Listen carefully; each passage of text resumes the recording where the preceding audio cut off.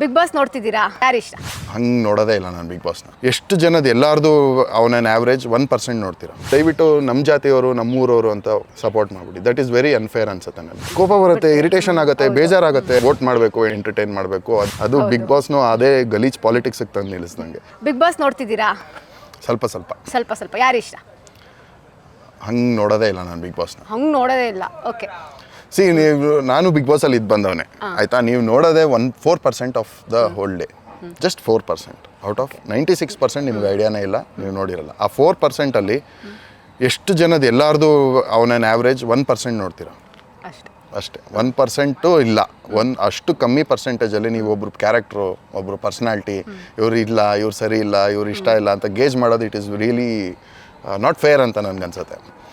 So ಅದನ್ನು social experiment ಥರ ನೋಡಿದಾಗ ಏನಾಗುತ್ತೆ, ಎಲ್ಲರೂ ಈಕ್ವಲ್ ಕ್ಯಾರೆಕ್ಟರ್ಸು, ಅವ್ರವ್ರನ್ನ ಹೆಂಗೆ ಬಿಟ್ಟಾಗ ಹೆಂಗೆ ರಿಯಾಕ್ಟ್ ಮಾಡ್ತಾರೆ, ಮಜಾ ತಗೊಳ್ಳೋಣ. ನಾನು ಒಂದು ವಿಟ್ನೆಸ್ ಅಷ್ಟೇ. And it's on experiment. ಅವ್ರವ್ರು ಬೆಳೆದು ಬಂದಿರೋ ವಾತಾವರಣಕ್ಕೆ ತಕ್ಕಂಗೆ ಆ ಸಿಚುವೇಶನ್ಗೆ ಹೆಂಗೆ ರಿಯಾಕ್ಟ್ ಮಾಡ್ತಾರೆ ನೋಡೋಣ ಅಂದಾಗ ನೀವು ಆ್ಯಕ್ಚುಲಿ ಎಂಜಾಯ್ ಮಾಡ್ತೀರಾ. ಬಟ್ ನಿಮ್ಗೆ ಯಾರು ಪರ್ಸ್ನಲ್ ಫೇವ್ರೇಟ್ ಇದ್ದಾಗ ಏನಾಗುತ್ತೆ, ಅವ್ನು ಜಗಳ ಆಡಿದಾಗ ನಿಮಗೆ ಎಜಿಟೇಷನ್ ಸ್ಟಾರ್ಟ್ ಆಗುತ್ತೆ.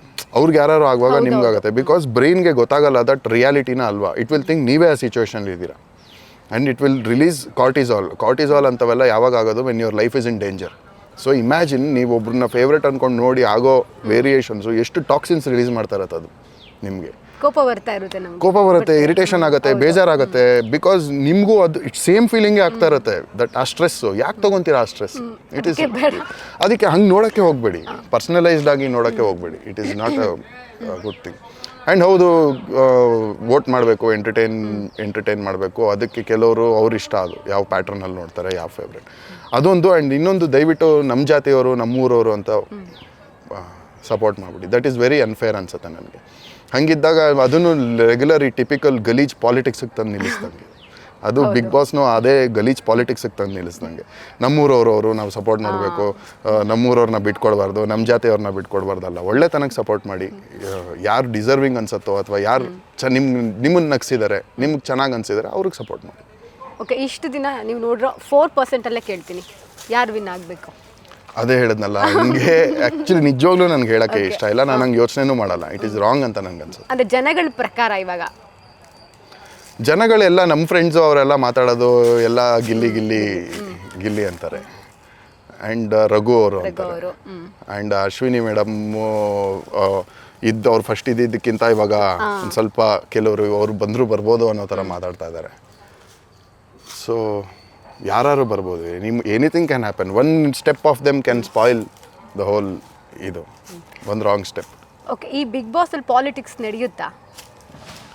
ಮನುಷ್ಯನ್ ನಾನು ಹೇಳಿದ್ನಲ್ಲ, ಮನುಷ್ಯನ್ ಎಲ್ಲಿ ಬಿಟ್ಟರು ಒಂದು ಗ್ರೂಪ್ ಮಾಡ್ಕೊತಾರೆ. ಆ ಗ್ರೂಪ್ ಆದಮೇಲೆ ನ್ಯಾಚುರಲಿ ಅವ್ರಿಗೆ ಅದಕ್ಕೆ ಫೇವರ್ ಆಗಿರ್ತಾರೆ. ಒಂದು ಬಾಂಡಿಂಗ್ ಆದಮೇಲೆ ಅವ್ರದ್ದೆಲ್ಲ ಒಳ್ಳೇದೇ ಕಾಣಿಸುತ್ತೆ ಅವ್ರಿಗೆ. It is by design. ನಿಮ್ಮನ್ನು ಬಿಟ್ಟರು ಅಷ್ಟೇ, ನನ್ನನ್ನು ಬಿಟ್ಟರು ಅಷ್ಟೇ, ಯಾರನ್ನ ಬಿಟ್ಟರು ಅಷ್ಟೇ, ಬೈ ಡಿಸೈನ್ ಅದು ಹಂಗೆ ಆಗೇ ಆಗುತ್ತೆ. It's very natural. ಓಕೆ. ನಿಮ್ಮ ಸೀಸನ್ಗೂ ಈ ಸೀಸನ್ಗೂ ಏನಾದ್ರು ಡಿಫ್ರೆನ್ಸ್ ಅಂತ ಏನಾದ್ರು ಕಾಣಿಸ್ತಾ? ಮೇ ಬಿ ಟಾಸ್ಕು ಅದು ಇದು ಅಂತ ಬಂದಾಗ ನಮ್ಮ ಸೀಸನ್ ಆದಮೇಲಿಂದ it is more challenging, it is more aggressive. ಮತ್ತು ನಾಮಿನೇಷನ್ಸ್ ಅಂತೆಲ್ಲ ಬಂದಾಗ ನಮ್ಮದು ಜಾಸ್ತಿ ಒಳಗೆ ಕನ್ಫೆಷನ್ ರೂಮಲ್ಲಿ ಅಲ್ಲೇ ಆಗ್ತಾಯಿತ್ತು. ಇಲ್ಲಿ ಜಾಸ್ತಿ ಓಪನ್ ಆಗಿ ಆಗುತ್ತೆ. ಮತ್ತು ಎವ್ರಿ ಆಪರ್ಚುನಿಟಿ ಸಿಕ್ಕಿದಾಗ 4 ಜನನ ಬಗ್ಗೆ ನೆಗೆಟಿವ್ ಹೇಳೋದು, ಜೊತೆಗೆ ಪಾಸಿಟಿವ್ ಹೇಳೋದು ಸಿಗ್ತಾ ಇದೆ.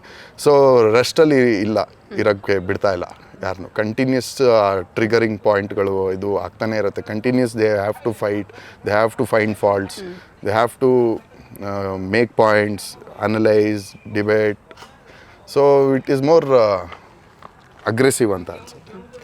ಓಕೆ. ನಿಮ್ಮ ಸೀಸನಲ್ಲಿ ಇವಾಗ ನಿಮಗೆ ಕ್ಲೋಸೆಸ್ಟ್ ಸರ್ಕಲ್ಲು ಅಥವಾ ಇವರು ನೀನು ನನ್ನ ಫ್ರೆಂಡ್ ಲಿಸ್ಟಲ್ಲಿ ಇಟ್ಕೊಂಡಿದ್ದೀನಿ ಅಂತಂದರೆ ಯಾರು? ಎಲ್ಲರೂ ಬ್ಯುಸಿ ಇದ್ದಾರೆ ಅವ್ರವ್ರದ್ದೇ ರೂಟಲ್ಲಿ. ಬಟ್ ಅಮ್ಮು ಜೊತೆ ಮಾತಾಡ್ತಾ ಇರ್ತೀನಿ ಇವಾಗಲೂ. We are in good touch. Kavya ಅವಾಗ ಮಾತಾಡ್ತಾ ಇರ್ತೀವಿ. ಅವಳದು ಒಂದು ಇಂಟರ್ವ್ಯೂ ಏನೋ ಮಾಡಿದ್ಲು, ಪಾಡ್ಕಾಸ್ಟ್ ಏನೋ ಮಾಡಿದ್ಲು. ರಾಜಣ್ಣ, ಗುರುಜಿ ರೀಸೆಂಟಾಗಿ ಅವರು 1-2 ಸಲ ಸಿಕ್ಕಿದ್ರು. ಗುರುಜಿ ಫುಲ್ ಸೌಂಡ್ ಮಾಡ್ತಾ ಇದ್ದಾರೆ ಗುರುಜಿ. ಹೌದಾ? ಏನಕ್ಕೆ? ಸೋಷಿಯಲ್ ಮೀಡಿಯಾದಲ್ಲಿ. ಮತ್ತೇನಾ? ಸುದೀಪ್ ಸರ್ಗೆ ಅದು ಯಾವುದೋ ಹಳೆ ವಿಡಿಯೋ ಅನ್ಕೊಂಡೆ. ಇವಾಗ ಮಾತಾಡಿರೋದು. ಇವಾಗ ಮತ್ತೆ ಮಾತಾಡಿದ್ದಾರೆ? Okay okay, no comments. So almost all ಎಲ್ಲರ ಜೊತೆನೂ ಟಚ್ಚಲ್ಲಿದ್ದೀನಿ. ರೀಸೆಂಟಾಗಿ ಗೊಂಬೆ ಜೊತೆ ಮಾತಾಡಿದೆ, ಅವ್ಳಿಗೆ ಮಗು ಆಯಿತು. I am in touch. ಎಲ್ಲರ ಜೊತೆ ಆಲ್ಮೋಸ್ಟ್. ಅವಾಗ ಮೀಟ್ ಇಲ್ಲ. ಅದು ಇವಾಗ ಅದೇ ಎಲ್ಲರೂ so occupied in their own world, ಅವ್ರ ಫ್ರೆಂಡ್ ಸರ್ಕಲ್. ಇದು ಮೀಟ್ ಅಂದರೆ ಏನಾಗಬೇಕು, ಅಷ್ಟೂ ಜನ ಒಂದೇ ಡೇಗೆ ಫ್ರೀ ಆಗಬೇಕು. ಒಬ್ರನ್ನ ಬಿಟ್ಟು ಮೀಟ್ ಮಾಡೋಕ್ಕಾಗಲ್ಲ, ಅಥವಾ 3 ಜನ ಆಗಲ್ಲ. ಸೊ ಅದು ತುಂಬ ಚಾಲೆಂಜಿಂಗ್ ಅನ್ಸುತ್ತೆ. ಎಲ್ಲರೂ ಒಂದೇ ದಿನ ಒಂದೇ ಟೈಮ್ ಫ್ರೀ ಆಗೋ ಥರ ಇವೆಂಟ್ಸ್ ಆಗಿಲ್ಲ. ಓಕೆ, ಸೋನು ಅವ್ರನ್ನ ಮೀಟ್ ಮಾಡಿದ್ರಾ? ಸೋನು ಟಚಲ್ಲಿದ್ದಾರೆ. ಮೀಟ್ ಮಾಡಿ ತುಂಬ ಟೈಮ್ ಆಯಿತು, ಬಟ್ ಅವಾಗ ಮಾತಾಡ್ತಾ ಇರ್ತೀವಿ. ಏನು ಮಾತಾಡ್ತೀರಾ? ಏನಾದ್ರು ಇನ್ಫಾರ್ಮೇಷನ್ ಬೇಕಾಗಿರುತ್ತೆ, ಅಥವಾ ಏನಾದ್ರು ಹೇಳಬೇಕಾಗಿರುತ್ತೆ, ಕೇಳಬೇಕಾಗಿರುತ್ತೆ, ಆ ಥರದ ವಿಷಯಗಳೇ ಜಾಸ್ತಿ ಮಾತಾಡ್ತೀವಿ.